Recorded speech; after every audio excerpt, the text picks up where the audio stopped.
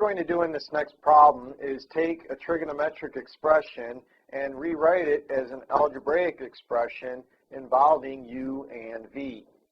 We have that the cosine of the arc cosine of u plus the arc sine of v. We can think of alpha as the arc cosine of u, so that the cosine of the angle alpha equals u.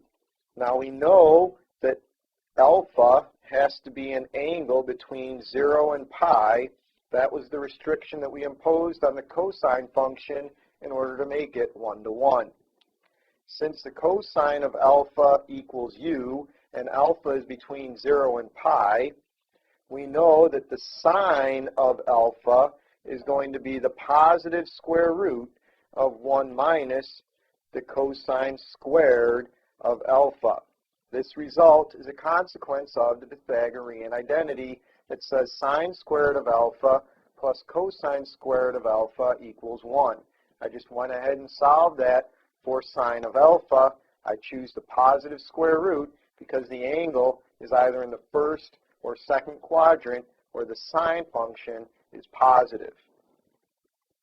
Now, I know that the cosine of alpha is u, so I have that the sine of alpha is equal to the positive square root of 1 minus u squared.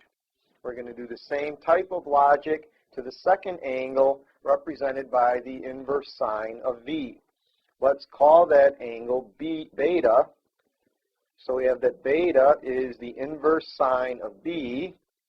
So the sine of beta is going to equal v. Now, we know that the angle beta has got to be between negative pi over 2 and pi over 2. Again, because we had the restriction on the sine function to make it 1-to-1 was that the angle has to be between negative pi over 2 and pi over 2 inclusive. So, we have that the cosine of beta is going to be the positive square root of 1 minus sine squared of beta. It's the positive square root, again, because of the Pythagorean theorem and because of the fact that the angle beta is between negative pi over 2 and pi over 2 inclusive. I know the angle beta is either in the fourth quadrant or the first quadrant, and in both those quadrants the cosine function is positive. So that gives me that the cosine of beta is 1 minus, now the sine of beta we said is v, so that's 1 minus v squared, all under the radical. Now we have that the cosine of alpha plus beta is going to be the cosine of alpha times the cosine of beta minus the sine of alpha times the sine of beta. Again, whenever you're using any of these identities, such as the sum identity for cosine in a problem, always write the general formula out so that you are continually reminding yourself of what the expression is equal to. We now have that the cosine of alpha is u.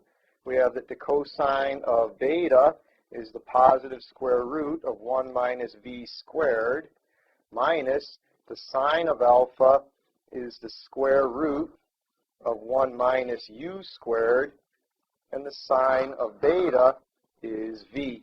So here is our algebraic expression that is equal to the cosine of the arc cosine of u plus the arc sine of v.